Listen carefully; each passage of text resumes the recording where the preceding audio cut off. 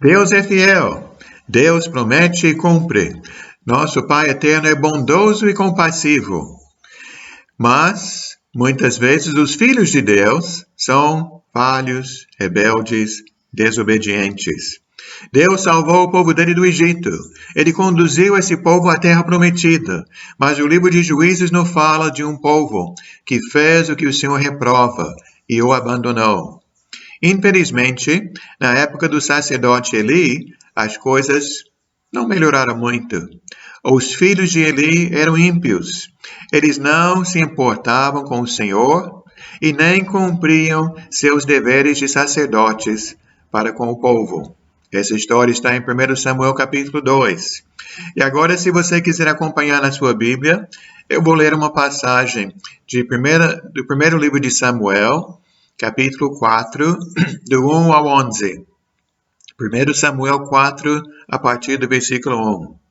E a palavra de Samuel espalhou-se por todo Israel. Nessa época, os israelitas saíram à guerra contra os filisteus. Acamparam em Ebenezer e os filisteus em Afeque. Os filisteus dispuseram suas forças em linha para enfrentar Israel. E intensificando-se o combate, Israel foi derrotado pelos filisteus, que mataram cerca de 4.000 deles no campo da batalha. Quando os soldados voltaram ao acampamento, as autoridades de Israel perguntaram: por que o Senhor deixou que os filisteus nos derrotassem? E acrescentaram: vamos a Siló buscar a arca da aliança do Senhor, para que ele vá conosco e nos salve das mãos de nossos inimigos. Então mandaram trazer de Siló a arca da aliança do Senhor dos Exércitos, que tem o seu trono entre os querubins. E os dois filhos de Eli, Ofni e Finéias, acompanharam a arca da aliança do Senhor. Quando a arca da aliança do Senhor entrou no acampamento, todos os israelitas gritaram tão alto que o chão estremeceu. E os filisteus, ouvindo os gritos, perguntaram: o que significa todos esses gritos no acampamento dos hebreus? Quando souberam que a arca do Senhor viera para o acampamento, os filisteus ficaram com medo e disseram: deuses chegaram ao acampamento. Ai de nós, nunca nos aconteceu uma coisa dessas. Ai de nós, quem nos livrará das mãos desses deuses poderosos? São os deuses que feriram os egípcios com toda espécie de pragas no deserto. Sejam fortes, filisteus, sejam homens, ou vocês se tornarão escravos dos hebreus, assim como eles foram escravos de vocês. Sejam homens e lutem. Então os filisteus lutaram e Israel foi derrotado. Cada homem fugiu para sua tenda. O massacre foi muito grande. Israel perdeu 30.000 homens de infantaria. A arca de Deus foi tomada e os dois filhos de Eli, Ofni e Finéias, morreram. Irmãos, que situação trágica, desesperadora para o povo de Deus. Como é que este povo poderia ser derrotado? Por que Deus permitiu algo desse tipo? O povo de Israel não poderia se rebelar contra o Senhor, desobedecer nosso Deus e as leis do Senhor e pensar que receberia as bênçãos do Senhor. Foi assim que no lugar que mais tarde ganharia o nome Ebenezer, que os filisteus derrotaram o povo de Israel e 4.000 homens morreram em um dia. Daí os israelitas pegaram a arca, pensando que fosse um talismã, capaz de dar a vitória. Mas que loucura! Acreditaram mais num símbolo do que no arrependimento de coração. Não podiam distinguir entre a arca como símbolo da presença de Deus e a verdadeira presença de Deus. Mas o Deus Todo-Poderoso não pode ser manipulado pelos homens. Sendo assim, Deus permitiu que o povo fosse derrotado outra vez pelos filisteus e 30.000 homens morreram. Deus também permitiu que a arca do Senhor fosse tomada. Foi uma tremenda derrota para o povo de Israel e também os 2 filhos de Eli morreram naquele dia. Quando o sacerdote Eli recebeu a notícia desta derrota, ficou sabendo da morte de seus 2 filhos, Ofni e Finéias, soube que a arca de Deus foi tomada, ele caiu de cadeira para trás, quebrou o pescoço e morreu, pois ele já estava muito velho e pesado. Ele liderou Israel durante 40 anos, e sua nora, a mulher de Finéias, estava grávida, perto de dar à luz à criança, quando ela ouviu a notícia de que a arca de Deus havia sido tomada e que seu sogro e seu marido estavam mortos. Ela entrou em trabalho de parto, deu à luz, mas a Bíblia diz que ela não resistiu às dores do parto. Enquanto ela estava morrendo, ela deu ao filho dela o nome de Icabode e disse: a glória se foi de Israel, pois a arca de Deus foi tomada. Meus irmãos, esse nome, Icabode, em hebraico, significa onde está a glória, ou onde está Deus? Então você, meu irmão, você, minha irmã, já fez esta pergunta? Você também já questionou? Onde está a glória? Onde está nosso Deus? Você está passando hoje mesmo por um momento difícil? Sofreu uma perda muito grande? Sofreu uma tremenda derrota? Estar encarando uma dor que parece que nunca vai embora, nunca vai acabar? Como é que Deus poderia permitir esta situação tão dolorosa? Você nunca imaginou que isto poderia acontecer na sua família, na sua vida? Icabode, onde está a glória? Onde está Deus? Provas e dificuldades aparecem na vida de todas as pessoas, até aquelas que permanecem fiéis a Cristo. O apóstolo Pedro, o apóstolo Paulo, eles passaram por tribulações, mas às vezes o problema é resultado da nossa desobediência a Deus, como foi com Israel. E o que devemos fazer nesse caso? Qual é a solução? Sofrer perdas financeiras ou enfrentar problemas de saúde ou problemas na família é muito duro. Mas o pior problema de todos os problemas é ficar afastado de Deus. A presença de Deus é nossa maior bênção e a ausência de Deus, a pior tragédia. Quando nós erramos, devemos nos arrepender, voltar ao Senhor o mais rápido possível. Veja o que Moisés falou para o povo de Israel quando estavam prestes a entrar na terra prometida. Que quando os israelitas fossem desobedientes, o que deveriam fazer? Essa passagem está em Deuteronômio, capítulo 4, vou ler do 29 ao 31. Deuteronômio 4, 29 ao 31. Vocês procurarão o Senhor, o seu Deus, e o acharão, se o procurarem de todo o seu coração e de toda a sua alma. Quando vocês estiverem sofrendo e todas essas coisas tiverem acontecido com vocês, então, em dias futuros, vocês voltarão ao Senhor, o seu Deus, e lhe obedecerão. Pois o Senhor, o seu Deus, é Deus misericordioso.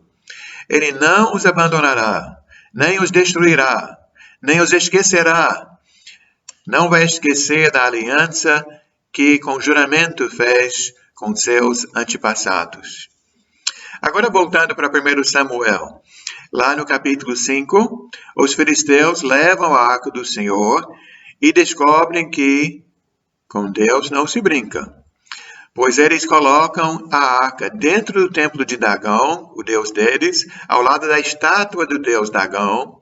E na manhã seguinte, quando se levantaram, lá estava Dagão, caído, com o rosto em terra, diante da arca do Senhor.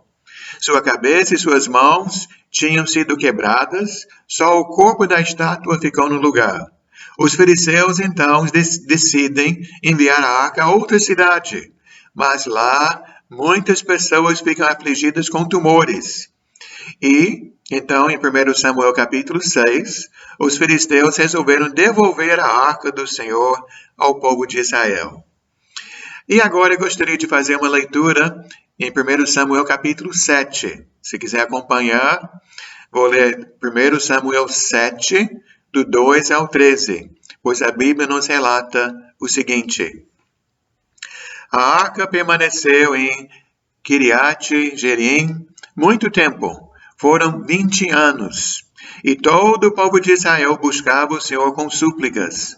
Samuel disse a toda a nação de Israel: se vocês querem voltar-se para o Senhor de todo o coração, livrem-se então dos deuses estrangeiros e das imagens de Astarote. Consagrem-se ao Senhor e prestem culto somente a Ele. E Ele os livrará das mãos dos filisteus. E assim os israelitas se livraram dos balaíns, dos postes sagrados, começaram a prestar culto somente ao Senhor. E Samuel prosseguiu: reúnam todo Israel em Mispá, e eu intercederei ao Senhor a favor de vocês. Quando eles se reuniram em Mispá, tiraram água e derramaram perante o Senhor. Naquele dia jejuaram e ali disseram: temos pecado contra o Senhor. E foi em Mispá que Samuel liderou os israelitas como juiz. Quando os filisteus souberam que os israelitas estavam reunidos em Mispá, os governantes dos filisteus saíram para atacá-los. Quando os israelitas souberam disso, ficaram com medo e disseram a Samuel: não pares de clamar por nós ao Senhor, o nosso Deus, para que nos salve das mãos dos filisteus. Então Samuel pegou um cordeiro, ainda não desmamado, e o ofereceu inteiro como holocausto ao Senhor. Ele clamou ao Senhor em favor de Israel. E o Senhor lhe respondeu. Enquanto Samuel oferecia o holocausto, os filisteus se aproximaram para combater Israel. Naquele dia, porém, o Senhor trovejou com fortíssimo estrondo contra os filisteus, e os colocou em pânico, e foram derrotados por Israel. Os soldados de Israel saíram de Mispá e perseguiram os filisteus até um lugar abaixo de Beticá, matando-os pelo caminho. Agora versículo 12. Então Samuel pegou uma pedra, a ergueu em Mispá e Sem, e deu-lhe o nome de Ebenezer, dizendo: até aqui o Senhor nos ajudou. Assim os filisteus foram dominados e não voltaram a invadir o território israelita. A mão do Senhor estava contra os filisteus durante toda a vida de Samuel. Irmãos, eu não sei exatamente quantos anos se passaram entre 1 Samuel 4 e esta passagem em 1 Samuel capítulo 7. Sem dúvida, são mais do que 20 anos. E em 1 Samuel capítulo 7, versículo 4, está escrito: assim os israelitas se livraram dos balaíns, dos postes sagrados, começaram a prestar culto somente ao Senhor. Graças a Deus que neste tempo que passou, algo mudou no coração das pessoas. Samuel chamou o povo para se arrepender. Se arrependeram e buscaram o Senhor com súplicas. Livraram-se dos deuses estrangeiros. Se voltaram para Deus de todo o coração. Samuel convocou o povo para jejuar e se arrepender. Samuel intercedeu a Deus pelo povo. Qual foi a reação dos israelitas quando souberam que os filisteus estavam chegando para atacá-los? Ficaram cheios de medo e procuraram Samuel. Qual foi o pedido? Samuel, não pare de clamar por nós ao Senhor, o nosso Deus, para que nos salve das mãos dos filisteus. Irmãos, que esta possa ser sempre a minha reação e a sua reação. Diante de qualquer problema, nós devemos clamar ao Senhor, buscar o nosso Senhor, buscar o nosso Salvador. Daí Samuel ofereceu um cordeiro em sacrifício a Deus. Clamou ao Senhor a favor de Israel, e a Bíblia diz: o Senhor lhe respondeu. Os filisteus se aproximaram para combater Israel, porém o Senhor trovejou com fortíssimo estrondo contra os filisteus, os colocou em pânico e estes foram derrotados por Israel. Foi uma vitória inesperada, uma vitória completa, uma vitória gloriosa e inesquecível. Então Samuel pegou a pedra, ergueu essa pedra naquele local e deu-lhe o nome de Ebenezer, dizendo: até aqui o Senhor nos ajudou. Glória a Deus! Aleluia! Que Deus seja honrado, magnificado para sempre. Ebenezer, até aqui o Senhor nos ajudou. Estas datas precisam ser marcadas, guardadas, comemoradas, celebradas. Deus, nosso Pai, é nossa rocha, nossa fortaleza, socorro bem presente na hora da angústia. Irmãos, vamos esquecer daquele nome, Icabode, e lembrar o nome Ebenezer. Nosso Deus não é o Deus ausente, Ele é o Deus presente. Até, podemos dizer, todo culto é um culto presencial. O Criador dos céus e da terra abençoou e socorreu o povo de Israel com sua mão forte e poderosa. Hoje, eu e você precisamos parar, refletir, reconhecer que o mesmo Deus se faz presente hoje, em nossas vidas, todos os dias, em todos os momentos. Ele nunca nos abandona. Deus é fiel. Nosso Pai cumpre todas as suas promessas. O Deus que agiu para derrotar os filisteus naquele dia está vivo e Ele está agindo hoje também. Todos nós já vimos a mão do Senhor em nossas vidas, não é? Nos resgatando, nos libertando. Quantas tempestades você e eu já encaramos. E até aqui o Senhor nos trouxe. Ele é o Deus de Abraão, o Deus de Moisés, de Ruth, de Davi, de Esther. O profeta Isaías disse em Isaías capítulo 40, você conhece essa passagem? Isaías 40, do 29 ao 31, ele fortalece o cansado, dá grande vigor ao que está sem forças. Até os jovens se cansam e ficam exaustos. Os moços tropeçam e caem. Mas aqueles que esperam no Senhor renovam suas forças, voam alto como águias, correm e não ficam exaustos, andam e não se cansam. Vamos colocar esta frase que vimos agora no singular. Ebenezer, até aqui o Senhor me ajudou. E daí nós vamos agradecer ao Senhor por cada bênção recebida em nossas vidas, na minha vida, na sua vida.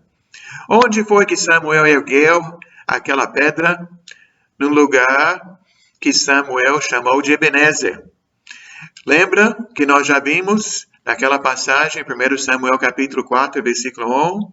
Lá, pelo menos 2 décadas antes, os filisteus derrotaram o povo de Israel. Milhares morreram. Um dia foram 4.000, outro dia foram 30.000. Naquela época e naquele lugar, os 2 filhos de Eli, Ofni e Finéias, foram mortos. Lá a arca de Deus foi tomada. O sacerdote Eli caiu da cadeira, quebrou o pescoço e morreu. Com tantas calamidades, a nora de Eli chamou o bebê dela de Icabode, perguntando: onde está Deus? Deus nos abandonou. Amados irmãos, você e eu precisamos lembrar, sim, de nossas derrotas e dores, pois sem Deus nada somos neste mundo. Sem Deus nada podemos fazer. Você e eu necessitamos do Senhor, só Ele para nos dar vitória, só Ele pode nos salvar. Mas, amados, não devemos e não podemos esquecer como nós somos dependentes do Senhor. É quando nós esquecemos do Senhor que o inimigo vai nos derrotar. Vamos então vigiar e orar. O diabo ele ronda como leão. Vamos fugir do pecado. Nunca devemos pensar que ganhamos a vitória por nossa própria força, por nossa própria inteligência. Vamos nos humilhar hoje e dizer: até aqui o Senhor me ajudou. Como foi que o povo ganhou aquela vitória em 1 Samuel capítulo 7? Com espada? Com cavalos? Com carros? Negativo. Estavam adorando ao Senhor. Se livraram dos ídolos para cultuar somente a Deus. Jejuaram ao Senhor, pediram a Samuel: não pares de clamar por nós ao Senhor, o nosso Deus, para que Ele nos salve das mãos dos filisteus. Samuel clamou ao Senhor em favor de Israel e o Senhor atendeu a sua oração. Como está escrito no Salmo 20, versículo 7, alguns confiam em carros, outros em cavalos, mas nós confiamos no nome do Senhor, o nosso Deus. Não por nossa força, não pelo nosso poder, mas por meio da gloriosa voz do Senhor. Ebenezer, até aqui o Senhor me ajudou. Vamos lembrar, meu irmão, minha irmã, que tudo depende do Senhor. Ebenezer, até aqui o Senhor me ajudou.